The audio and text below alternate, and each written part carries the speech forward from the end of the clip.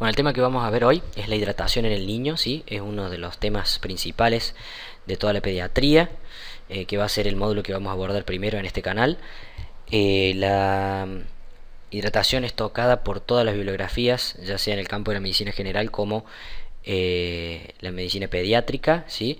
Y básicamente el punto de encuentro entre el profesional y esta temática es que la hidratación en sí ya es un componente básico de la asistencia médica y en la atención en niños es fundamental, y sobre todo en aquellos que se encuentran en situación de internación, ¿sí? El pediatra o el profesional de la medicina siempre frente a un paciente se evalúa la necesidad de qué tipo de hidratación, si va a ser parenteral o si va a ser oral, y qué composición y qué volumen de solución va a necesitar el paciente, ¿sí? Primero que todo, vamos a definir, ¿el niño es distinto o no del adulto? Es decir, ¿los parámetros del adulto son válidos para el niño? Bueno, son un poco las preguntas que vamos a tratar de responder a lo largo de las diapositivas y de la presentación. Pero primero y principal vamos a decir que el niño, del punto de vista fisiológico, tiene en promedio un recambio de agua y electrolitos por su unidad de peso corporal, que es 3 veces mayor que en el adulto, ¿sí? Por ende su dinámica hídrica es mayor, ¿sí? Es decir, las variaciones en los niveles de líquidos va a tener una connotación más significativa si su dinámica hídrica es mayor, ¿sí? Es decir, hay mayor riesgo de patologías con pérdidas que sean quizá anormales de líquidos y electrolitos, ¿sí? Y por otro lado tenemos, del punto de vista de su maduración renal y de su funcionamiento renal, una capacidad de concentración que es limitada. Es decir, los disturbios de la hidratación y del medio interno son más frecuentes en pediatría que en cualquier otra especialidad o en cualquier otro campo de la medicina. Con respecto a la distribución de los líquidos corporales, de manera introductoria vamos a analizar la masa corporal total, en la cual está compuesta por agua corporal total y los sólidos, ¿sí? Ya sea de masa grasa o masa libre de grasa, en donde se encuentran los diversos tipos de tejidos, ¿sí? Cuando analizamos el agua corporal total tenemos una subdivisión, y esta división se encuentra en la generalidad de todas las bibliografías como el compartimento extracelular y el compartimento intracelular. Y el compartimento extracelular se divide en el intravascular, que es el que se encuentra en el plasma dentro de los vasos sanguíneos, y el intersticial entre las células en los tejidos. La distribución de agua en el organismo, ¿sí? Como dijimos, líquido intracelular y líquido extracelular, y el líquido extracelular está dividido en líquido intersticial, plasma y tejidos. ¿Cuánto representa esto para el peso corporal? Bueno, el agua corporal total en el peso corporal es equivalente a entre un 55 y un 80% del peso. Ya veremos que eso va variando con la edad, ¿sí? Básicamente en la generalidad, entre un 30 y un 50% es el líquido intracelular, lo que representa en el peso, y el líquido extracelular entre un 20 y un 40%. El agua corporal total varía con la edad. En un recién nacido a término representa de un 75 a un 80% de su peso. En un niño de 6 meses a un año un 65%, y en la adolescencia empieza a decrecer incluso hasta llegar a tercera edad, que es mucho menos, y en la adolescencia se dice que es de un 60% en los hombres y un 55% en las mujeres. De esos números hacemos una subdivisión para el líquido extracelular, en la cual el recién nacido a término es de un 35 a un 40%, en el lactante de 6 meses a un año de un 25 a un 30%, y en los 5 años, en los niños de 5 años, de un 20% del peso corporal la representación. Esto es del líquido extracelular. ¿Por qué toco este tema del líquido extracelular y por qué hago esta división más o menos del porcentaje del 20%, de por qué representa después de los 5 años un 5%? Porque si bien vemos aquí en el gráfico el agua corporal total graficada con esta línea roja, sabemos que el agua corporal total decrece a medida que el individuo crece, ¿sí? Pero lo hace a expensas del líquido extracelular, ¿sí? Aquí tenemos la subdivisión entre líquido intracelular y líquido extracelular, y podemos ver cómo el líquido intracelular se mantiene estable a lo largo del tiempo, y el líquido extracelular es el que decrece, ¿sí? Es decir, las variaciones del agua corporal total son secundarias a los cambios que existen en el compartimiento extracelular. Pasamos a otro aspecto, otra perspectiva del punto de vista de la hidratación, que es la composición electrolítica. La composición electrolítica es importantísima, y la composición electrolítica, siempre que nosotros la vemos en el laboratorio, es la determinación que se realiza desde el plasma, que es fácilmente mensurable. ¿Cómo nosotros sabemos cómo se encuentra el medio interno desde el punto de vista intracelular? Porque la composición del intersticio es similar a la del plasma, excepto en algunas variantes como las proteínas, un poco del calcio, el bicarbonato y los cloruros, ¿sí? Nosotros tenemos aquí una tabla, luego vamos a pasar a analizar la otra tabla, que ambas pertenecen, o sea, respectivamente, una al extracelular y la otra al intracelular. Y si bien mi intención no es reflejar que nosotros nos aprendamos los números en este preciso momento, pero es importante saber que estos números se encuentran en cualquier bibliografía bioquímica, cualquier bibliografía de medio interno, ¿sí? Ya sea tanto para el extracelular como para el intracelular, y el concepto básico es saber que tanto los cationes como los aniones se encuentran en equilibrio constante y su distribución es estable, ¿sí? Ya sea para el intracelular como para el extracelular. Pasamos a hablar de los requerimientos en el niño sano, ¿sí? ¿Requerimientos de qué? Bueno, requerimientos del líquido. Y saber que el contenido de agua y electrolitos permanece constante a pesar de las variaciones en el ingreso u en el egreso. Eso es lo que se considera como normal. ¿Qué se considera como normal? El principio del balance, que es el ingreso menos el egreso. Mientras eso sea cero o esté balanceado, en condiciones normales, justamente debe ser igual a cero. ¿Cuáles son los componentes del ingreso en las personas, en los individuos, ¿sí? En nosotros? Los componentes que hablan del ingreso son la dieta, en la cual hay agua, calorías y electrolitos, el agua de la oxidación de los alimentos y la vía por la cual nos estemos hidratando. Que en este caso, en el caso anteriormente que hablamos, en el caso de la internación, sería la vía endovenosa, por ejemplo, la venoclisis. Si nosotros habláramos de componentes de egreso, es importante conocer que existen pérdidas insensibles, pérdidas por orina y pérdidas por materia fecal, las cuales, en números generales, se habla de la pérdida insensible de un 35 a un 45% de centímetros cúbicos kilogramo día, la pérdida de orina entre un 50 y un 60, y la pérdida por materia fecal de más o menos 5 centímetros cúbicos kilogramo día, lo cual en total serían, la sumatoria de ella a lo largo de un día, serían de 100 centímetros cúbicos kilogramo día. ¿Qué es la pérdida insensible? Es la pérdida que se produce a través de piel y de pulmones, y que varían estas pérdidas permanentemente con la temperatura corporal, la temperatura y la humedad ambiental, la respiración y el ejercicio que realicemos. Recordar situaciones particulares respecto al egreso, como es la diuresis, ¿sí? Que en su valor normal es entre 1 a 3 mililitros kilogramo hora. Sobre todo conocer estos números para los lactantes, en la cual la oliguria es menos de 1 mililitro kilogramo hora, anuria menor a 0,5 mililitros kilogramo hora, y la poliuria es el valor mayor a la diuresis normal, ¿sí? Que sería más de 3 mililitros kilogramo hora. ¿Por qué puede ser que el paciente necesite líquidos? Bueno, puede ser relacionado con estas pérdidas insensibles o con los valores de pérdida, ya sea en piel, en pulmones, digestiva, renal o en otros compartimentos, como puede ser, por ejemplo, la fiebre, el sudor, las quemaduras, la fototerapia o el calor radiante, por ejemplo en el verano. Del punto de vista de los pulmones, hacer taquipnea o una traqueostomía. Del punto de vista digestivo, las diarreas, la utilización de sondas o vómitos repetidos. Del punto de vista renal, orinar mucho, la poliuria. Y otros como los drenajes quirúrgicos, efectos de tercer espacio, como en en enfermedades gastroenterológicas o el mismo hipertiroidismo.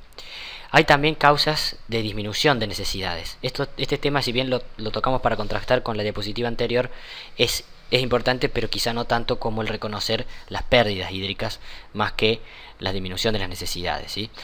Pero bueno, del punto de vista de, por ejemplo, si nosotros metemos a un niño en una incubadora, lo más probable es que tienda a disminuir sus necesidades hídricas, ¿sí? Del punto de vista de su piel, del punto de vista de sus pulmones cuando le proveemos oxígeno humidificado, del punto de vista renal, un paciente que tiene oliguria o anuria, si bien hasta cierto punto es patológico, también disminuye las necesidades. Y otros aspectos son el hipotiroidismo, la sedación y los relajantes musculares, ¿sí? Más que todo a nivel didáctico, como para reflejar cuál sería el contraste de las situaciones anteriores, hemos puesto esta diapositiva, ¿sí? Esta diapositiva que tenemos enfrente de nosotros habla más que todo de la capacidad de concentración urinaria en niños, que si bien lo habíamos tocado anteriormente al tema, aquí un poco más con números, ¿no? Si bien estos números no son tan importantes ser recordados, es importante saber lo que nos refleja esta diapositiva, que el niño tiene una capacidad de concentración limitada para los líquidos, ¿sí? Por eso es importante saber cómo actuar frente al equilibrio hídrico.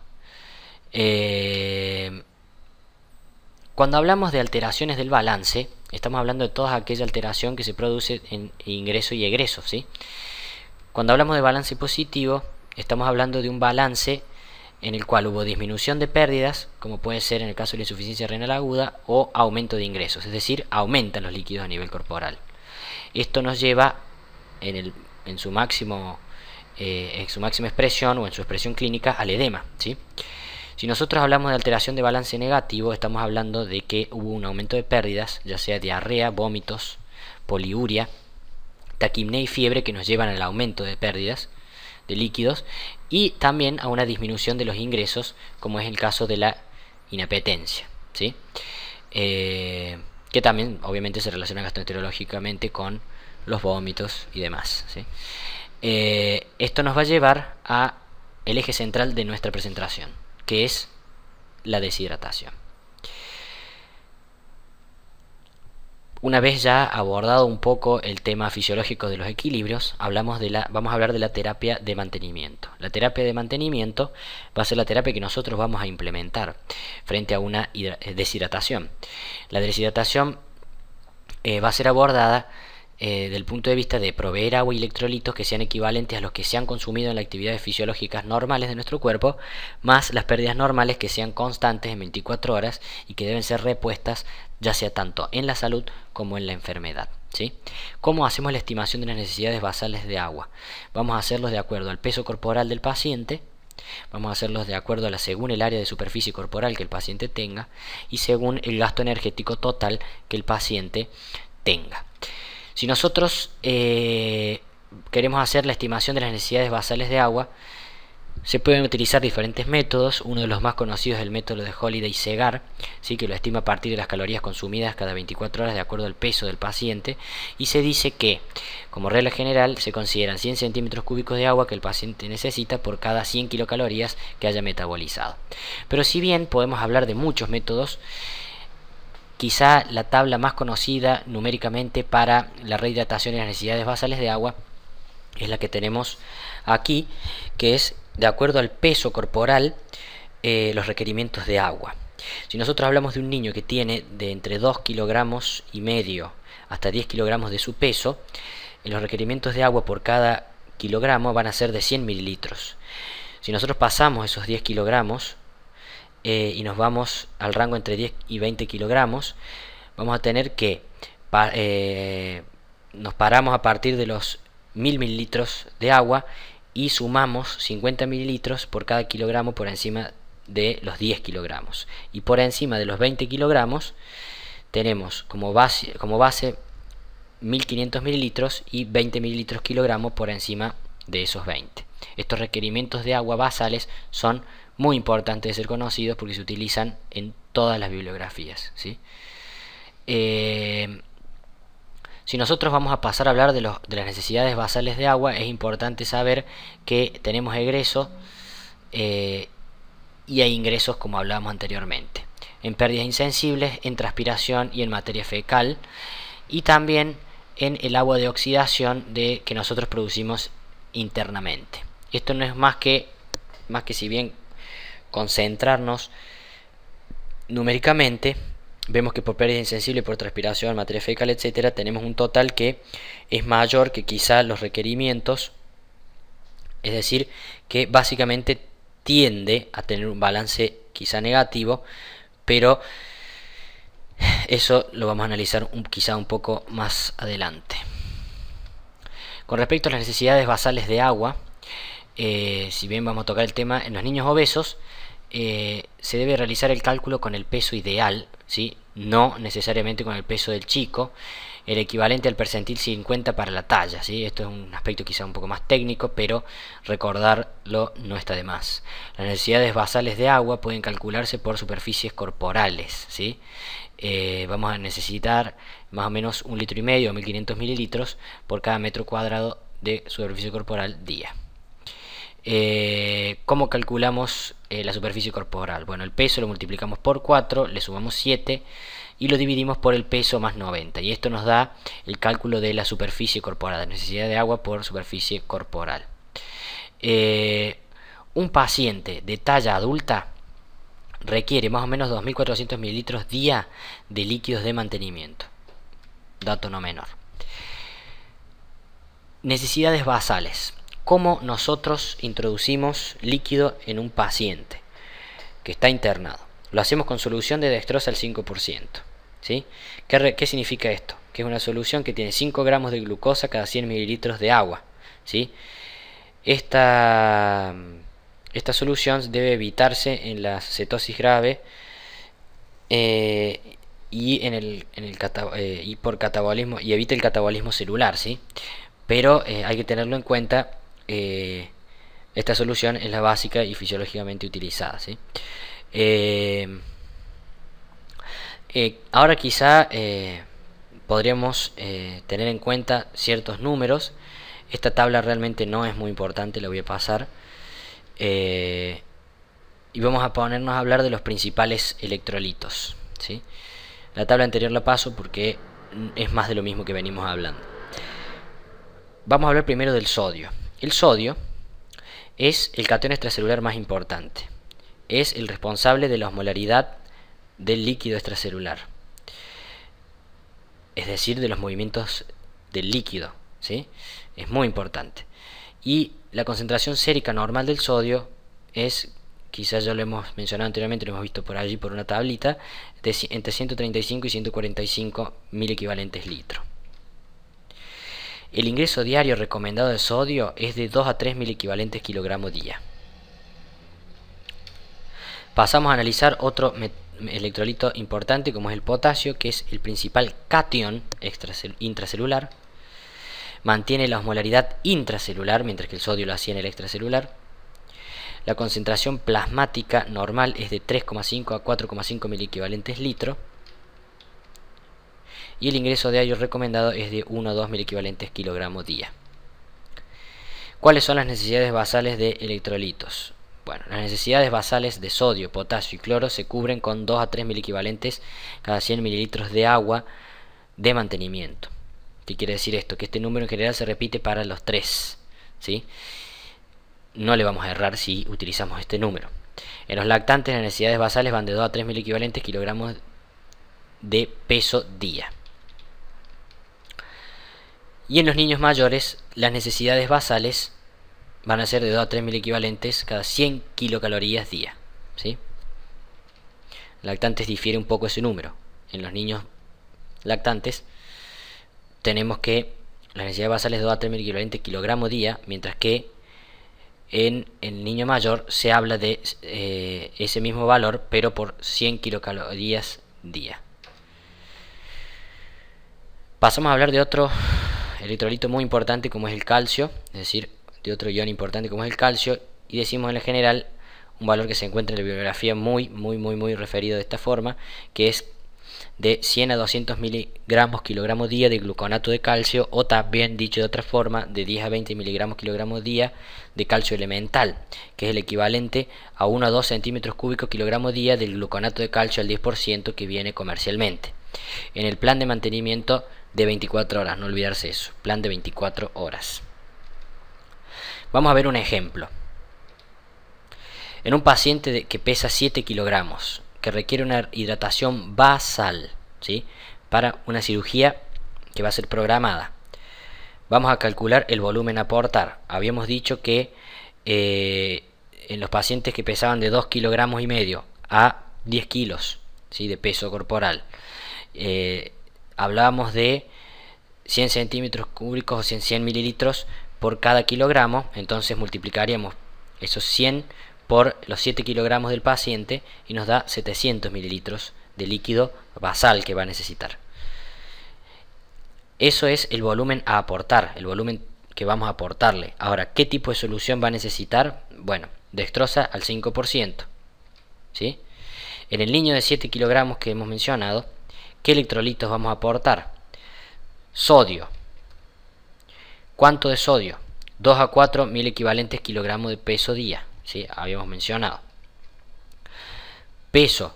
Si nosotros tenemos, por ejemplo, como tomamos como valor normal entre el 2 y los 4 mil equivalentes kilogramos de peso día que necesita el paciente, tomamos el 3, vamos a multiplicar por el peso, 7 por 3, 21 mil equivalentes día de sodio.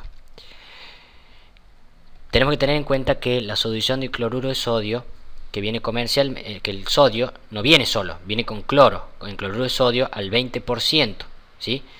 Ese cloruro de sodio al 20% contiene por cada centímetro cúbico de solución 3,4 mil equivalentes. Por ende, si nosotros sabemos que en un día tenemos que darle los 21 mil equivalentes que sacamos basalmente de sodio en ese niño, vamos a tener que hacer regla de 3 simple para saber cuánto de esa solución comercial tiene la cantidad que necesitamos.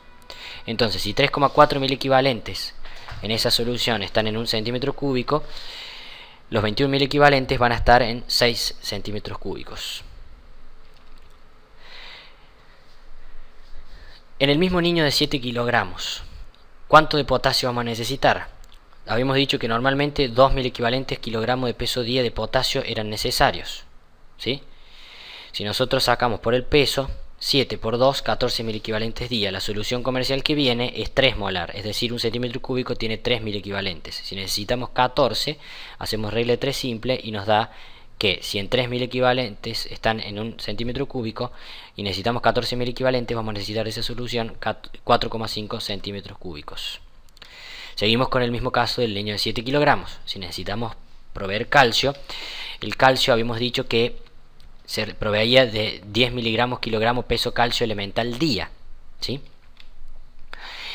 Vamos a multiplicar el 7 por 10, el peso por 10, perdón, y vamos a sacar que necesita 70 miligramos de calcio elemental día. La solución comercial que viene es la solución de gluconato de calcio al 10%, en la cual 1 centímetro cúbico contiene 9 miligramos de calcio elemental, ¿sí? Porque son 9 partes por 10, ¿sí? En 10 partes de esa solución. Entonces hacemos regla de 3 simple y sabemos que si nosotros sabemos que tiene 9 miligramos por centímetro cúbico esta solución, los 70 miligramos los vamos a conseguir en 7,5 centímetros cúbicos o 7,5 mililitros de solución. Eso todo lo agregamos, todo lo que hemos venido analizando en la solución final. Con esto tenemos el ejemplo final. En la solución final tenemos la dextrosa al 5%, que habíamos dicho que iban a ser 700 centímetros cúbicos, que lo sacamos con la fórmula de necesidades basales de líquido. Del punto de vista del sodio, lo agregamos en cloruro, el cloruro de sodio al 3,4%, le agregamos a esa solución de dextrosa, le agregamos los 6 centímetros cúbicos, le agregamos 4,5 centímetros cúbicos de cloruro de potasio 3 molar y 7,5 centímetros cúbicos de gluconato de calcio al 10%. Esto lo agregamos, lo infundimos en 24 horas a 29 mililitros por hora. ¿Qué quiere decir esto? Son 29 microgotas por minuto, ¿sí? Es la manera más estable de pasarlo. ¿sí? Las microgotas se sacan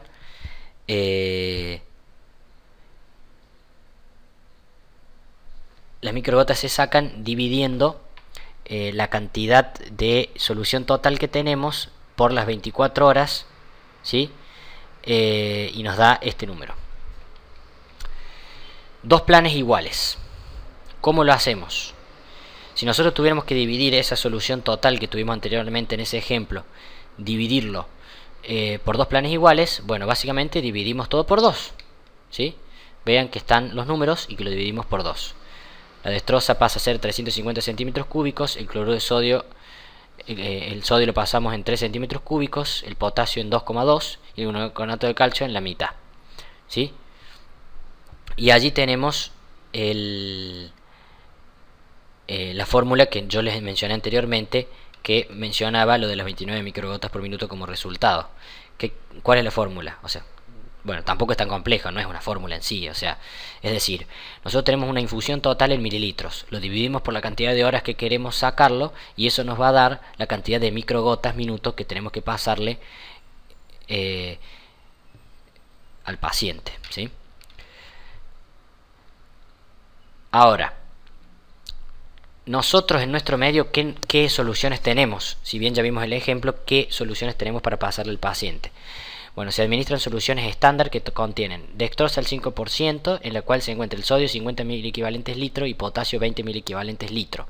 Y también la solución de dextrosa al 5%, que tiene sodio al 70 mil equivalente y potasio al 20, es decir, el sodio en la segunda está un poco más elevado. Y también tenemos la solución fisiológica, que es la solución común, ¿sí?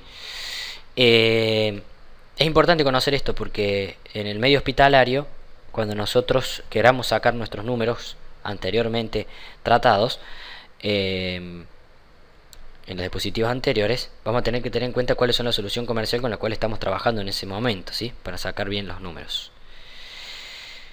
Ahora, si nosotros estamos haciendo un plan de rehidratación y vemos que el paciente tiene pérdidas, hay que considerar también además los líquidos de reposición. Por ejemplo, si el paciente tiene diarreas, ¿sí? Tenemos que tener en cuenta que un paciente normal teniendo diarreas pierde aproximadamente entre 10 y 90 mil equivalentes de sodio, entre 10 a 80 mil equivalentes de potasio y entre 15 mil equivalentes más o menos de bicarbonato en las deposiciones.